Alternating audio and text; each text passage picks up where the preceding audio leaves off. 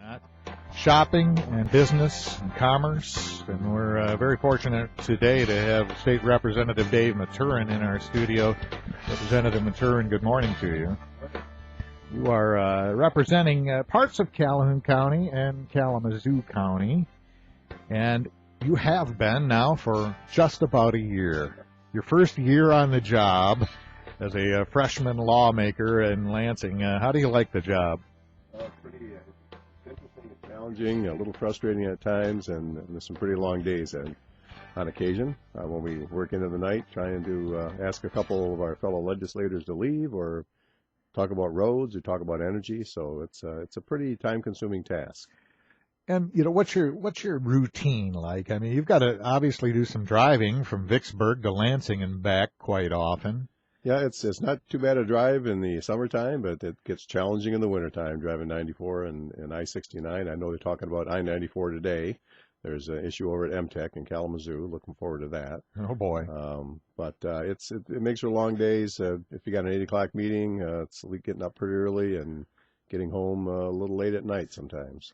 Well, and it's not like you just have to go there and be the 63rd state rep. You're vice chair of the House Tax Policy Committee and on several other committees as well. So I imagine they find meetings for you outside of the normal session to keep you busy. Oh, yeah. We got obviously committee meetings during the day for the 3 days that we're in session. I also have a lot of folks that want to come into my office and talk about issues. So if I'm not at a committee meeting, I'm in my office meeting with people or at different venues throughout the Capitol building.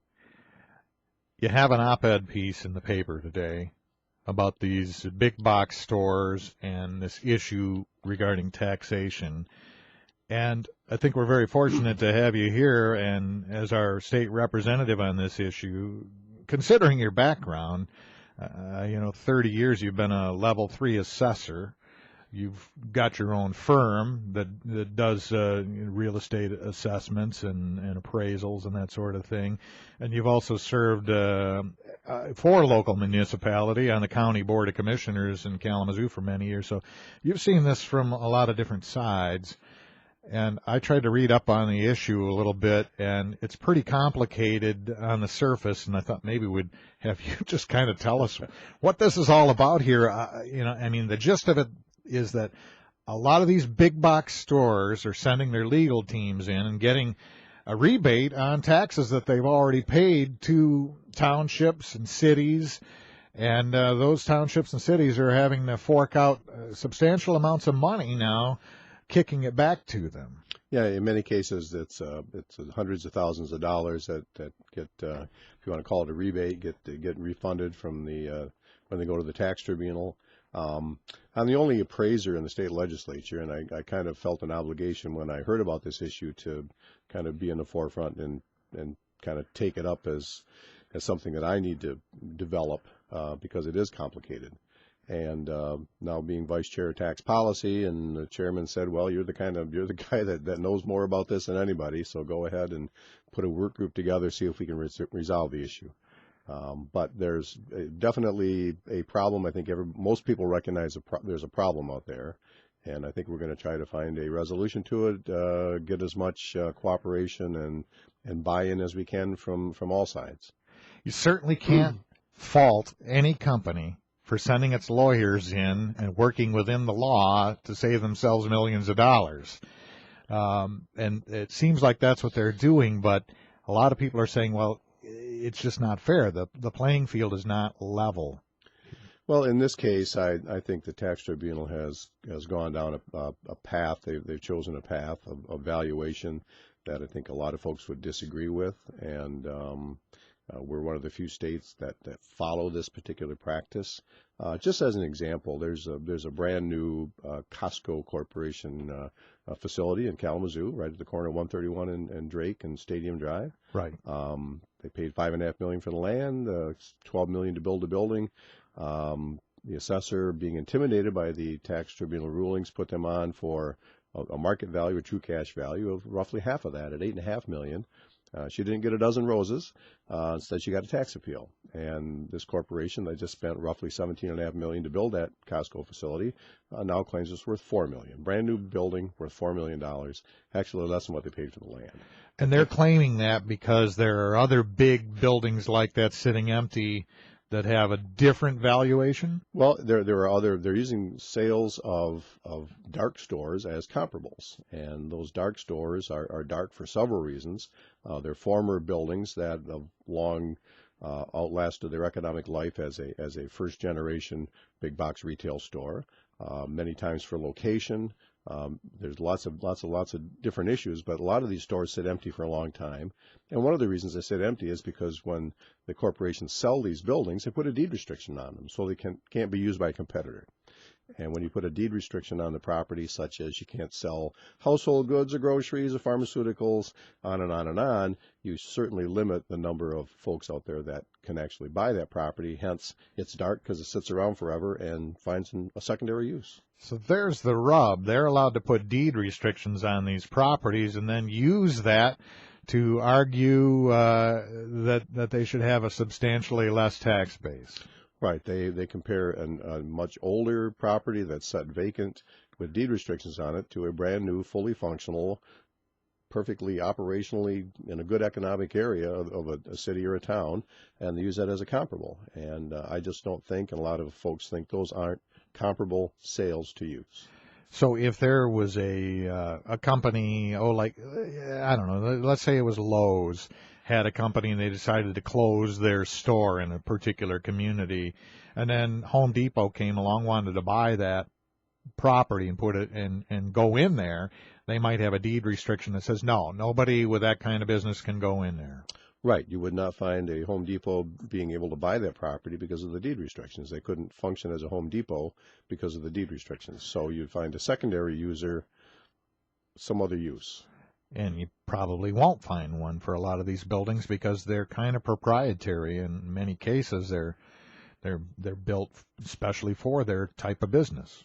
Well, that's one of the claims of their special properties, but really they call them big box for a reason. They're a big box. It's a concrete floor, tilt-up concrete walls, open ceiling, bar joists. I mean, if you looked if you took all the merchandise out of a Lowe's and a Menards and a Home Depot, I defy you to tell me which one you'd be in if you looked at them. They're all the same. Mm-hmm. Basically, they're a big box. A warehouse. They're a big box. So, all right. So then they're able to say, well, the building's still empty, probably because of their deed restrictions. So it has no value at all. So now we should have, our current business, which is still in operation, should have the same value as that building from a property tax standpoint. That's their argument? That's the argument, and that argument has been accepted by the tax tribunal. And so a lot of municipalities, even when they're looking at brand new buildings, are looking at what the tribunal has ruled in the past, and they're looking at values in the $20 a square foot range. Hence, rather than fighting a battle before the tribunal that's already pretty much set in its ways and the method it's using, they go ahead and settle with these folks out of court so they don't have to spend a couple $100,000 and end up losing. We come back in a moment. I want to ask you what this tax tribunal is, and I also want to ask you what your thoughts are on what we ought to do about this issue and what is being done, what's in the works, and perhaps even what's being done in neighboring states. Representative Dave Maturen is with us from the 63rd District. Okay. Tim Collins hosting for Richard Piet today, and State Representative Dave Maturen of the 63rd District in Lansing. He represents parts of Calhoun County and also Kalamazoo County. Isn't it kind of a horseshoe around the western, southern, and eastern part of the county? Well, actually, it's pretty much a clean east half of Kalamazoo County with one precinct in Kalamazoo Township, and then the rest of it is the kind of the horseshoe would be John Bizon's district in the 62nd, running up from Battle Creek and then across the top of the county, then down to Albion. I've got everything else that's left. So. Okay, there we go. Well, we're talking about these tax tribunal decisions to give these big box stores a big rebate on their taxes. Now, in some communities, A couple I've read about in the UP, they've all of a sudden had to close the library. They've had to figure out how they're going to plow the roads. I mean, they've had to refund the entire amount equal to their road budget for the year. And so they're putting a lot of these townships and cities in a real lurch by these rebates. Who is this tax tribunal? Well, the tax tribunal is comprised of, they have one assessor, they have one appraiser, they have one CPA, and I believe 2 attorneys, and they comprise the tax tribunal judges, and then there are also hearing officers that also operate to hear property tax appeals. You know, there's certainly nothing wrong, and I've represented folks on both sides. I've represented property owners and local units of government in assessment appeals before, and if your property is overassessed, you know, you shouldn't pay taxes on any more than what it's worth. But I think that's the issue is what is it worth and what's the approach to value that's been taken. And I personally think that's been a flawed approach. And we're going to try to take a look at, say, all 3 approaches. Right now, the cost approach means apparently nothing to the tax tribunal when you're looking at the big box retail stores. And what it costs to build and buy the land. What it costs to build. And generally, you know, that is an accepted appraisal theory, practice, a method of computing value, and especially a brand new property, the cost approach is generally applicable. And yet, for some reason, they're saying, well, the cost approach for this particular class of property is not applicable, and perhaps the day you open the doors and the customers come in, it automatically loses 80% of the value it costs to build. I find it interesting that the CEOs of these large corporations just don't have a handle on their books, on their balance sheets, on their financials, that they're willing to build something that automatically is 80% depreciated the day it opens. Right. I mentioned this earlier. You know, there's always this battle in every community. Well, should I support the big box stores, or should I support the ma and pa stores who've been in business for many, many years in the community and are up against them? And in many cases, people say, well, when a Walmart comes to town, it'll destroy your community. Well, I've never really bought into that. I've always felt like ma and pa stores have a heritage, they have a customer service, they have a lot of things that they can do to compete still in this day and age, although the internet's certainly giving them all a run for the money. But now all of a sudden, a big mega firm can come along with a team of lawyers, and even the cities and townships can't stand up to them because they can't afford the legal bills. The ma and pa competitor downtown, they have no prayer of hiring a legal team that could do the same. So now all of a sudden, it seems like an unfair advantage. Yeah, you might say it's insult to injury, but you know, I'm certainly not afraid of competition. I mean, I think competition is good, and to simply lay this whole case on, well, it's not fair because a big box has more buying power than the mom and pop hardware store. You know, that's just a fact of life, and people, we've benefited greatly from that kind of merchandising. But I think, as you noted, the mom and pop stores, they can offer perhaps customer service that the big box stores can't. And I think that's important. I think a lot of people think buying local. We just had a buy local Saturday this last weekend. You know, I think a lot of people recognize that we got to keep local stores open to keep healthy communities. Having said that, though, when they want their property tax bill cut by 75% from what most people think it should be, or approximate what it should be, you know, then it is also an unfair advantage from a financial aspect over the local hardware store owner, local grocery store owner, whatever it might be.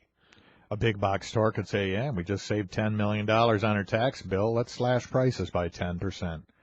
And there's another unfair advantage. That certainly could be the case, but I'm trying to look at it more from a purely valuation issue and from an appropriate assessment issue under the General Property Tax Act, and see what we can do to bring back, you know, what I consider some better applicable approaches to valuing these types of properties. For instance, what are you thinking about? Well, I certainly think that the cost approach is certainly an applicable approach to a relatively new building or a new building. I mean, there's a case being made that the land's worth roughly what they paid for it, that the building is worth roughly what they put into it. Otherwise, they would have chosen one of these dark stores as a property. Why not simply buy that and maybe add a little square footage and away you go? Well, they're not doing that, you know, because of where they're located, because of the age of the buildings. because of functional obsolescence in the buildings, and they're not doing it because of deed restrictions. So we're going to try to work through it. I'm hoping to get some buy-in from some of the folks that benefit from this, and see if we can come to some hopefully rational conclusion of some methodology we want to put in place to assess not just these properties, but all properties. They all should be assessed, based upon cost approach, sales comparison approach, income approach, and done with good appraisal methodology that's been around for decades. From a standpoint of from either ethical or legal, can you really do much about these deed restrictions? I mean, shouldn't a company that owns a piece of property have the right to contract any way they like? Well, absolutely, and there's another bill out there that essentially says you can't put deed restrictions on properties. I think that may be an infringement upon the rights a property owner has. Those are one of the rights in property are like a bundle of sticks. That's one of the sticks you can take out of the bundle and say, I want to put a deed restriction on this property, and I should be able to do it. And they're certainly very useful. I think a lot of developers do that. They'll put deed restriction. They'll buy a large piece of property, put in a big box, sell the outlots with deed restrictions because they don't want competition. Nothing wrong with that. So I haven't looked at co-sponsoring that particular piece of legislation that I do believe is tie-barred to another piece, Senator Casperson's bill, that deals with the General Property Tax Act. So there are a lot of, I think, some constitutional questions in what we can tell people they can and cannot do with their property. Yeah, I don't think the deed restriction limitations is going to hold up in court. It certainly may not. My concern is using those properties that are truly not comparable as comps, and that's the case. And I think people tend to mix the two as the legality of putting a deed restriction on property versus using that restricted property, which has a different highest and best use, as a comparable for one of the big box stores in the assessment appeal process. Mm-hmm. Well, it'll be interesting to see how that plays out. What about the idea that we ought to put a bill in the legislature that reverses some of these refunds and sends the money back to these municipalities? Is that going to happen, and do you favor it? I don't think that's going to fly. Generally, there's not a big clawback issue. I think we need to keep alive some of the. There's still one appeal going to the Court of Appeals on a property in the UP. I think we need to keep that appeal alive, and so there's, in my opinion, there should be some sort of a date certain, not the date we pass the law, but going back in time a bit to allow that particular case at least, and perhaps some others to continue their fruition up through the Court of Appeals and possibly the Supreme Court. But I don't think you're going to find anybody that's willing to say, okay, because that was a ruling. That's what tax tribunal ruled on. Mm-hmm. The Court of Appeals ruled that way. To me, that's settled, and we certainly can't expect people to now want to go back and have to say, okay, but we changed the law, and so you can't do this. So I'm not in favor of that. When would you expect the tribunal to rule on this Kalamazoo-Costco appeal? I don't know. It takes a while to wind its way through the process. I'm not really sure where that is in the appeal process. So the assessor in Kalamazoo right now is on pins and needles waiting to see which will wind its way through faster, legislation in Lansing or the appeals, the tribunal decision. Right. Well, again, I don't know where it is in the tribunal docket. That's actually in Ashmo Township, but there's another appeal in the Menards and Gull Road, and Comstock Township's appealing. Most big box stores are in the appeal process or have already unsettled, and have already gotten their taxable value dropped tremendously below where perhaps should have been to begin with. And of course, as we talked about earlier, Proposal A is those properties are going to creep back up, and it may take decades to come back up to where it potentially could have been. State Representative Dave Maturen, keep us posted, and of course we'll have you in here periodically to give us some updates on that and other action in Lansing, and we appreciate you giving us some time today. It's been a pleasure.